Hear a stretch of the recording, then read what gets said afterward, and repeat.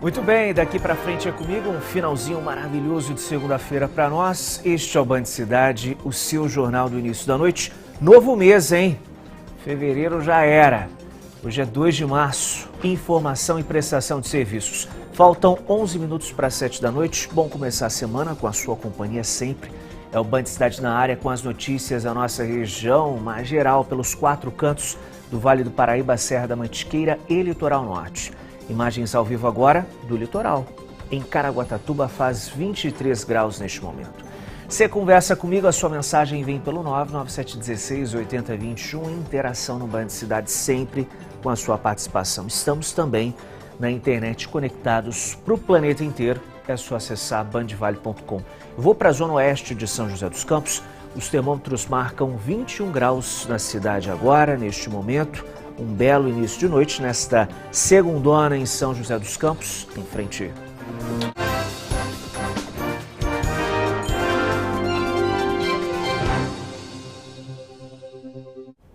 Os conflitos entre Estados Unidos e Irã parecem longe demais da gente, mas numa economia global, os efeitos no nosso bolso são inevitáveis. Especialistas garantem, a curto prazo, a economia brasileira não deve ser afetada. Mas dependendo da duração dos ataques, os juros, os combustíveis e os produtos nos supermercados devem subir. Além disso, até a Embraer também deve ser penalizada.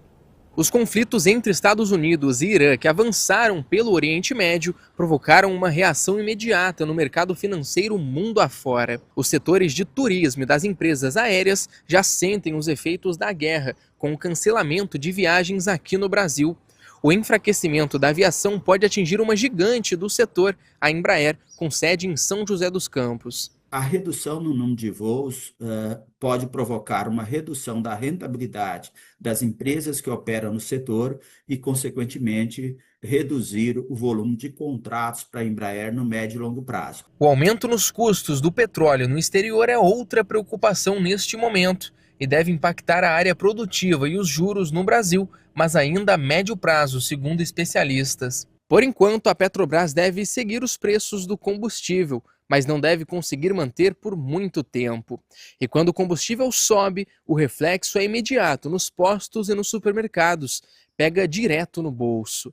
É que combustível mais caro impacta nos custos de produção. A Petrobras pode segurar esse reajuste de preço em função da alta do preço do petróleo no mercado internacional. Mas se a guerra durar mais tempo, ocorrerá pressão dos acionistas da Petrobras, que é uma empresa de capital aberto, para que possa também fazer essa correção do preço do combustível de acordo com as cotações do mercado internacional. Isso pode provocar aumento da inflação. Nós temos que pensar que todas as cadeias produtivas dependem do transporte de caminhões no Brasil, e isso também dificulta a redução nas taxas de juros, comprometendo o ritmo de crescimento econômico no país. Para o coordenador do curso de Relações Internacionais da Unital, Universidade de Taubaté, o Irã ainda pode se articular com outros grupos para avançar com o conflito. O Irã já tem utilizado a estratégia há alguns anos de conseguir se aproximar, por exemplo, do Hezbollah, conseguir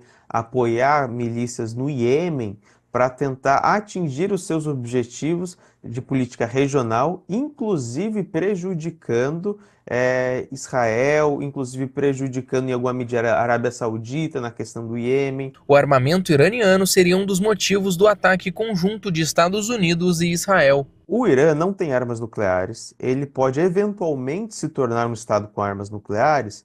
No entanto, ao longo dos últimos anos, das últimas décadas até, o Irã chegou a desenvolver um programa de mísseis balísticos que é muito avançados para termos internacionais, equiparando-se em alguma medida às principais potências neste ramo. Em Taubaté, monumentos que fazem parte da história da cidade caíram no esquecimento e muitos deles estão sem identificação e manutenção. São os obeliscos que deveriam preservar memórias, mas estão desaparecendo do cenário da cidade. Obeliscos são monumentos comemorativos, erguidos para marcar momentos históricos e homenagear personalidades. São pedaços de memória cravados na arquitetura de diversas cidades. Taubaté conta com diversos deles. Mas um desses pedaços de história desapareceu da cidade recentemente. É o obelisco da Praça Coronel Vitoriano, que ficava bem no meio da praça. Contudo, o local está em reforma e, segundo a prefeitura, o monumento não tinha um propósito e atrapalhava o novo projeto. Fomos atrás de história, museólogos fizeram parte desse estudo e até que foi levantado que não tinha um histórico plausível que garantisse a permanência dele ali. Nós vamos agora, com essa reforma, trazer um conceito novo, moderno. O obelisco da Praça Granadeiro Guimarães, que fica na entrada do Parque Dr. Barbosa de Oliveira, é um monumento que foi erguido em 1922, em homenagem ao centenário da independência do Brasil. Hoje ele está assim, sem nenhuma manutenção. É até difícil ler as informações do monumento. Taubaté, né, conta tantas histórias, né, e ter um monumento assim que não traz nenhuma informação é muito triste, né? São marcos que representam algo para a sociedade. Segundo a prefeitura, um estudo está sendo feito para avaliar os monumentos e possíveis investimentos de melhorias. É uma preocupação da administração pública em trazer essa valorização. E andando aqui pela cidade de Taubaté, encontramos aqui no Jardim Santa Clara este obelisco azul, aqui na Praça Carmen Dulce. Nele, nenhuma placa ou foto explicando o motivo dele estar por aqui. Vandalizado, ainda assim a gente precisa cuidar para recuperar o que ele já foi e entender o seu significado. A Célia passa por aqui todos os dias, há 60 anos morando em Taubaté e até hoje não sabe o significado desse monumento. Realmente não sei o que é isso, não. Sem cuidado, sem respeito, sem manutenção, eles não contam absolutamente nada, né? E a história vai-se embora. Que absurdo, né? O estado desses monumentos lá em Taubaté. 2026 marca o início de um período de transição na Igreja Católica aqui na nossa região. A Arquidiocese de Aparecida, que abriga o maior e mais importante santuário do Brasil, tem um novo arcebispo. Dom Mário Antônio da Silva, de 59 anos, vai substituir Dom Orlando Brandes, que ficou 10 anos no comando da igreja. Foi com uma salva de palmas que os católicos reunidos no Santuário Nacional nesta segunda-feira comemoraram a nomeação do novo arcebispo de Aparecida. Para Dom Mário, uma salva de palmas do povo de Deus. Dom Mário, seja bem-vindo. Dom Mário Antônio da Silva foi a escolha de Papa Leão XIV para suceder Dom Orlando Brandes na Arquidiocese de Aparecida. O religioso é natural de Itararé, no interior de São Paulo. Dom Mário tem 59 anos e uma trajetória marcada por diferentes missões na igreja. Foi bispo auxiliar em Manaus, bispo diocesano de Roraima e, desde 2022, arcebispo metropolitano de Cuiabá. Também já ocupou a vice-presidência da Confederação Nacional dos Bispos do Brasil e, atualmente, preside a Caritas Brasileira. A partir de agora, Dom Orlando Brandes é arcebispo emérito de Aparecida, ou seja, não é mais bispo da arquidiocese. Ele continua na administração apostólica até a posse do novo arcebispo, que deve acontecer em até 2 meses. Dom Orlando Brandes presidiu a missa das 9 da manhã. Logo depois, falou à imprensa sobre a chegada do novo arcebispo e o momento de transição na arquidiocese. O bispo ainda não tem data marcada, né? Porque precisamos sentar, precisamos então ver também as dificuldades dele, mas ele tem todo o direito canônico de 2 meses, daqui em diante, portanto até dia 2 de maio, para então chegar aqui e tomar posse, então, desta arquidiocese. Os fiéis estão na expectativa para a chegada do novo arcebispo. Olha, a gente fica contente, né, com a mudança, um arcebispo mais novo, né, uma renovação para a igreja. E vai continuar o trabalho que deixou, né, o outro deixou e esse vai ser um trabalho, acho que vai ser melhor ainda, né? A mudança sempre é necessária. E o nosso outro bispo precisa descansar também, que fez um bom trabalho. É inovar mais a situação para atrair mais gente e o que a gente está precisando hoje. Hoje em dia o povo está precisando de muita fé. Dom Orlando encerra o governo pastoral depois de quase uma década à frente da Arquidiocese de Aparecida. Em 2017, foi ele quem conduziu as celebrações dos 300 anos do Encontro da Imagem de Nossa Senhora, um marco histórico para a Igreja no Brasil. Dom Orlando deixa o governo pastoral próximo aos 80 anos. Ele havia apresentado sua renúncia ao completar 75, conforme determina o Código de Direito Canônico, e teve o pedido prorrogado pelo Papa Francisco até este ano. A Arquidiocese de Aparecida é formada por 5 cidades: Aparecida, Guaratinguetá, Lagoinha, Potim e Roseira. Ao todo, são 18 paróquias. Agora, o arcebispo emérito Dom Orlando expressa seu desejo de continuar o trabalho pastoral junto aos mais necessitados.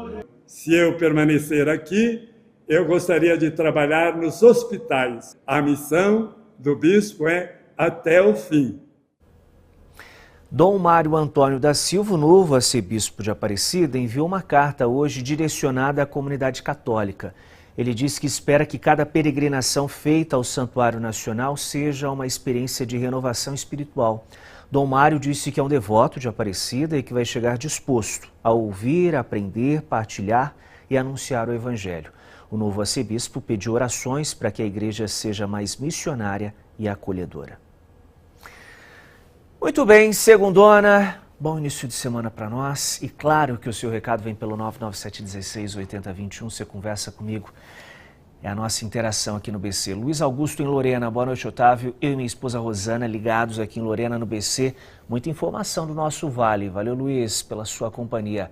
Roberto em Ubatuba, lá no Litoral Norte. Boa noite, Otávio. Parabéns pelo jornal. Estamos aqui ligados. Valeu, Roberto, ligado com a gente no litoral. Valmir em São José dos Campos e este flagrante lindíssimo. Olha só que registro bonito, hein? Boa noite, Otávio. Sou fã do seu trabalho. Você manda bem demais. Hoje foi maravilhoso o fim de tarde visto da minha janela. Abraços, valeu, Valmir. Um baita de um privilegiado, né? Que imagem linda. E o Adailton chega aqui também, nessa disputa gostosa, para causar inveja com a gente aqui. Fim de tarde lindo também lá no litoral. Boa noite, Otávio. Adailton aqui de Ilhabela. Depois de muita chuva, tivemos um dia de sol hoje aqui na ilha. Valeu, Adailton, pela companhia e pelo carinho com a gente. E o José Luiz, lá em Jacareí. Otávio Baldinho, boa noite. Março chegou e que este mês seja de paz e tranquilidade é o que nós mais desejamos, né, Zé Luiz, aqui no Brasil também, e torcendo aí, né, para o fim desses conflitos no exterior. Olha só, após as fortes chuvas da última semana, o Fundo Social de Solidariedade de São José dos Campos está recebendo doações para as vítimas no Litoral Norte e também lá em Minas Gerais. Há 3 pontos de entrega de mantimentos na cidade. Quem conta pra gente mais detalhes é o nosso repórter Leandro Sampaio, que está ao vivo aqui no BC. Oi, Leandro, boa noite.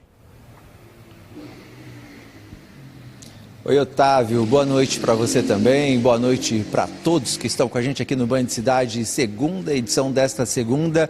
Notícia boa e olha, a partir de amanhã, Otávio, já serão 4 pontos de arrecadação, então, para enviar aí esses donativos, tanto aqui para o nosso litoral norte, quanto para Minas Gerais, na cidade de Ubá, que vai receber estas doações arrecadadas, aqui na cidade de São José dos Campos, pelo Fundo Social. Para a gente saber exatamente os endereços desses 4 pontos e como que tudo isso vai funcionar, aqui ao meu lado está a Angélica, que é a coordenadora do Fundo Social. Boa noite, Angélica. 4 pontos a partir de amanhã e quais são os endereços? Isso mesmo, tem oportunidade para todo mundo doar.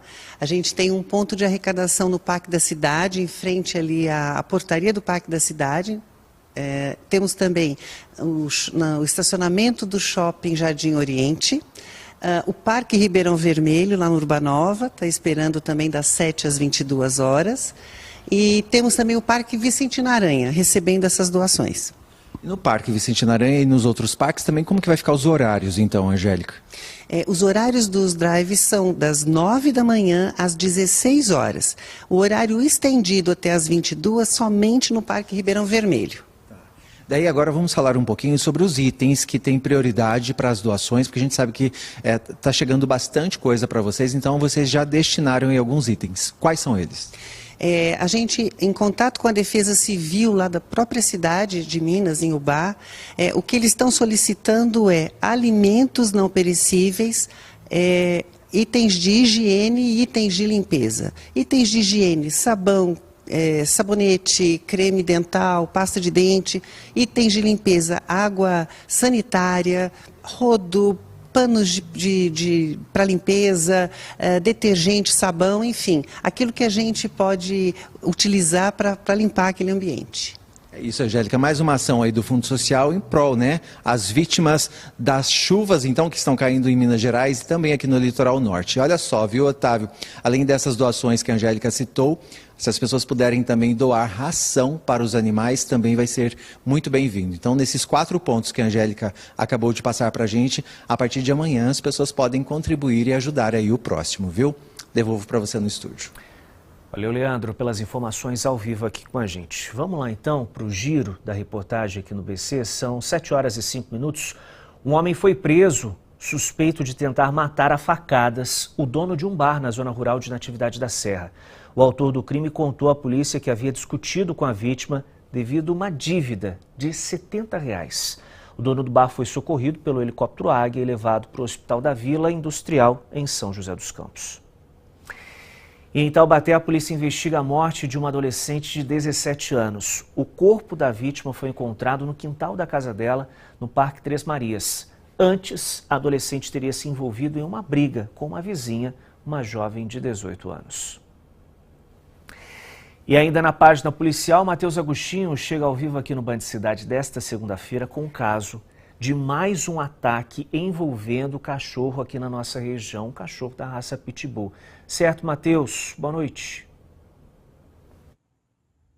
Exatamente, Otávio. Uma boa noite para você, para todos que nos acompanham aqui no Band Cidade, segunda edição. Um casal foi atacado por um cão da raça Pitbull na manhã de ontem, domingo, aqui em Caraguatatuba, na região da Praia das Palmeiras. O casal realizava um passeio matinal diário junto com os 3 cães quando foram atacados, então, por este Pitbull. Um cão da raça Shih Tzu não resistiu aos ferimentos e morreu durante o ataque. Segundo a polícia, o Pitbull conseguiu fugir da residência onde ele estava por um vão ali no portão. O caso é investigado pelas equipes da Polícia Civil aqui de Caraguatatuba, Otávio. Vale a gente lembrar que na semana passada, em São José dos Campos, uma idosa morreu depois de ser atacada por 2 cães da raça Pitbull. O ataque foi tão grave que ela chegou a ter partes do corpo arrancada durante ali os ferimentos causados pelos animais. Otávio, eu volto com você no estúdio. Valeu, Matheus, pelas informações ao vivo aqui com a gente. Segundona, muita gente com o pé na estrada e a atualização das condições das principais rodovias que cortam aqui a nossa região. Chega ao vivo com o nosso querido Vande Venino, Caminho Livre, com a Rádio Band Vale FM. Fala, Vande, boa noite. Boa noite, Otávio. Boa noite ao pessoal de casa também. Olha, no trecho de pista marginal da rodovia Dutra, sentido São Paulo, em São José dos Campos, tem trânsito intenso, próxima saída 145, que dá acesso à região da Vila Tatetuba. No sentido Rio de Janeiro da Dutra, trânsito intenso do quilômetro 154 até o 145 pela pista expressa em São José dos Campos. Isso se deve ao excesso de veículos. Ainda falando do sentido Rio de Janeiro da Dutra, só que em Lorena tem trânsito intenso do quilômetro 53 ali próximo à entrada para o Eco Vale Shopping até o quilômetro 50. Pela rodovia Ayrton Senna, trânsito intenso e pontos congestionados do quilômetro 23 ao 28, sentido interior para o alto fluxo de veículos. Pela rodovia Oswaldo Cruz, liga Taubaté a Ubatuba, câmeras no 67, região de São Luís, e quilômetro 93, chegada a Ubatuba, com trânsito normal em ambos os sentidos. Rodovia Floriano Rodrigues Pinheiro, que liga Taubaté a Campos do Jordão, apresentando nesse começo de noite trânsito normal nos 2 sentidos. E a travessia de Balsas entre São Sebastião e Ilhabela, operando com 4 embarcações, são 30 minutos de espera em São Sebastião, 30 minutos para quem aguarda em Ilhabela. E veículos pesados como caminhões e ônibus não estão sendo transportados neste momento devido à maré baixa. Volto com você, Otávio. Valeu, Vande, pelas informações. Intervalo no Band Cidade, imagens ao vivo agora de Campos do Jordão, lá na Serra da Mantiqueira. Faz 14 graus na cidade neste momento. Para conversar comigo, 99716-8021. Estamos também sempre conectados na internet, só acessar bandvale.com. 7:08 agora, até já.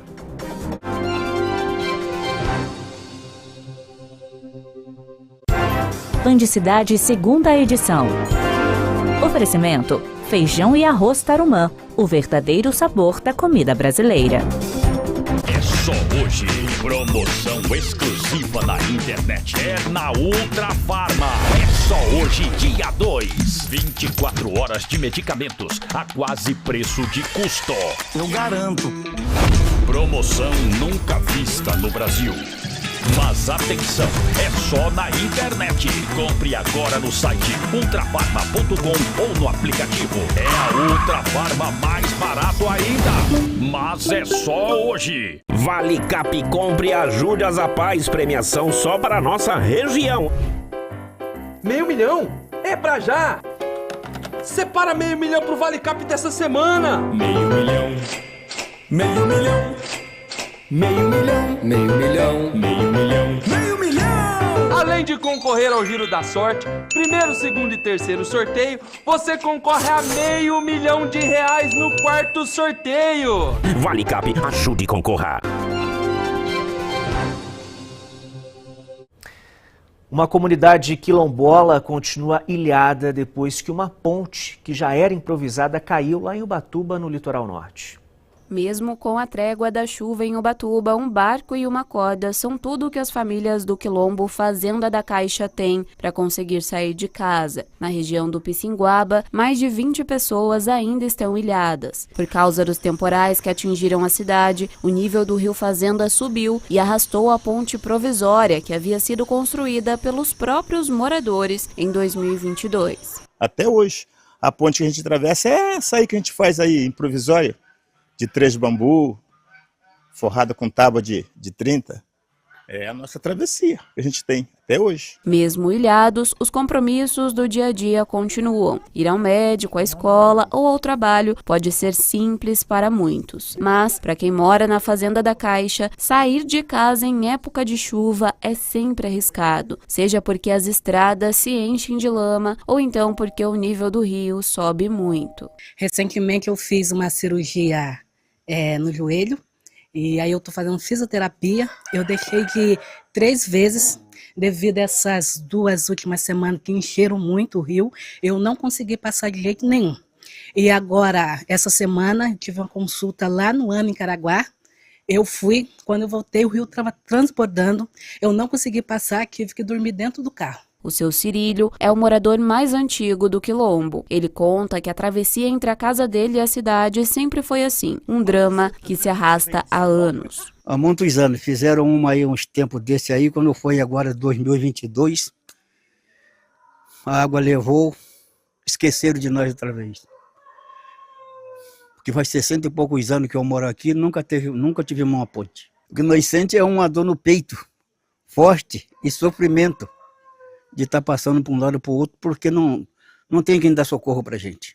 Neste final de semana, a Defesa Civil de Ubatuba esteve em diversos bairros e realizou a entrega de kits de ajuda humanitária, inclusive na Fazenda da Caixa, o Quilombo, onde as famílias estão ilhadas. O que falta agora é saber quando definitivamente uma ponte poderá ser construída no local.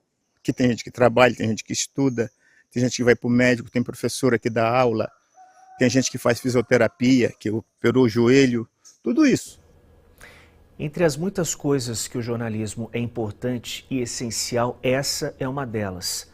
Para mostrar esse tipo de realidade tão perto da gente que vive no conforto do ar-condicionado e da cidade, da urbanização, pertinho da gente tem essas pessoas enfrentando tantos e tantos desafios e o descaso também do poder público.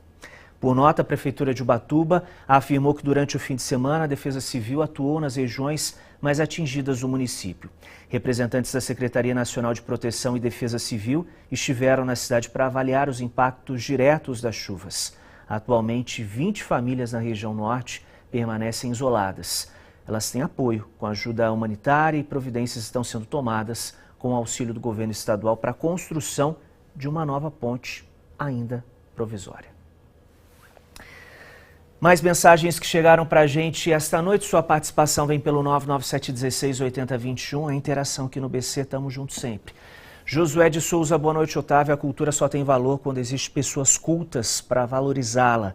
Quando não se investe na educação, a cultura cai no esquecimento. É a bronca do Josué com relação aos monumentos lá em Taubaté, né, Josué? Absurdo, sem identificação, os obeliscos lá em Taubaté. Isso não existe, gente. Ivete Ortiz. Boa noite, Otávio. Sou Ivete da Pipoca. Oi, Ivete, olha ela aí. Parabéns pelo jornalismo e para você também. Além de ser um apresentador dedicado e profissional, é um ser humano atencioso, carinhoso e prestativo. Que Deus abençoe muito. Valeu, Ivete. Ivete fica lá na Praça Santa Terezinha, hein? Maravilhosa a pipoca da Ivete. Rita em Taubaté. Boa noite, Otávio. Rita Guimarães e meu esposo Ivanil. Estamos acompanhando as notícias da nossa região. Parabéns pela cobertura. Beijo grande, casal. Valeu demais pela companhia. O intervalo é bem rapidinho aqui no BC. Agora são 7 horas e 14 minutos. Até já.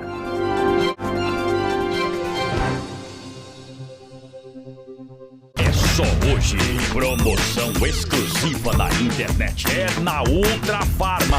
É só hoje, dia 2. 24 horas de medicamentos a quase preço de custo.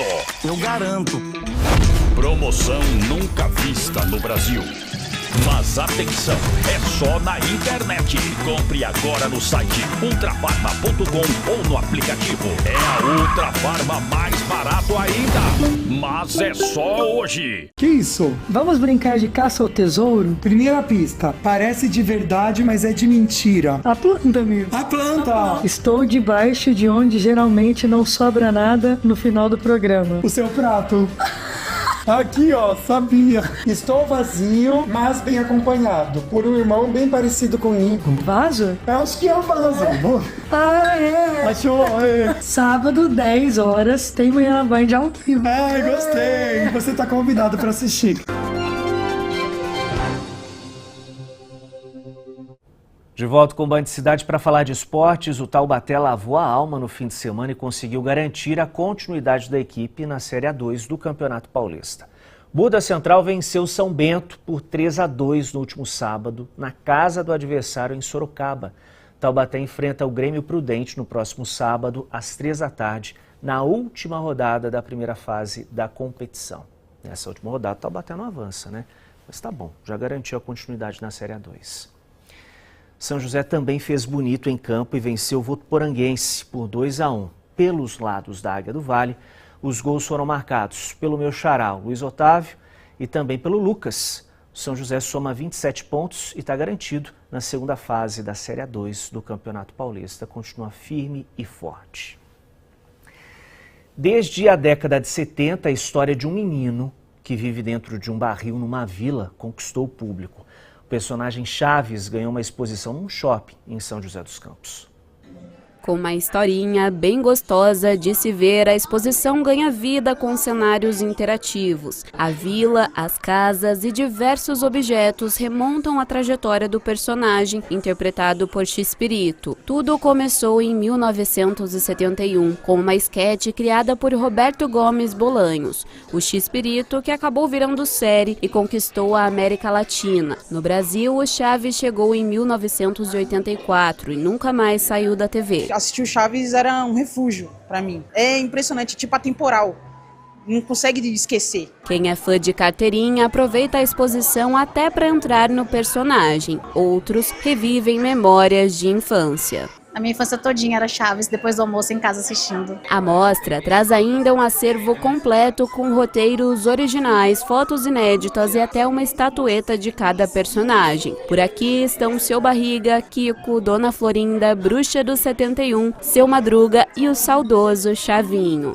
A exposição é imersiva e leva os visitantes para o interior da história do Chaves, que atravessou décadas e, sem querer querendo, acabou conquistando gerações. Eu acompanhei mais por causa do meu pai, né? Meu pai gosta bastante, aí com isso ele me apresentou e eu assisto com ele. Gostei da vila, gostei também das cenas. Eu também gosto do episódio do Violar Tocamos, daí eu gosto bastante. A atração continua no Shopping Vale Sul, em São José dos Campos, até o mês que vem. Os ingressos são vendidos no local. É realmente um momento do fã, né, e também das pessoas que têm interesse de voltarem à sua infância e entrarem naquele cenário que eles viam na televisão e que agora eles têm a oportunidade de estar fotografando e estar vivenciando todo esse momento. Muito bem, simbora! Esse foi o Band Cidade de hoje. Em instantes, os principais fatos do Brasil e do mundo no Jornal da Band. O destaque desta segunda-feira é o conflito entre Irã e Israel que se espalha pelo Oriente Médio. Logo depois tem Plural Istambul, a partir das 8h30 da noite.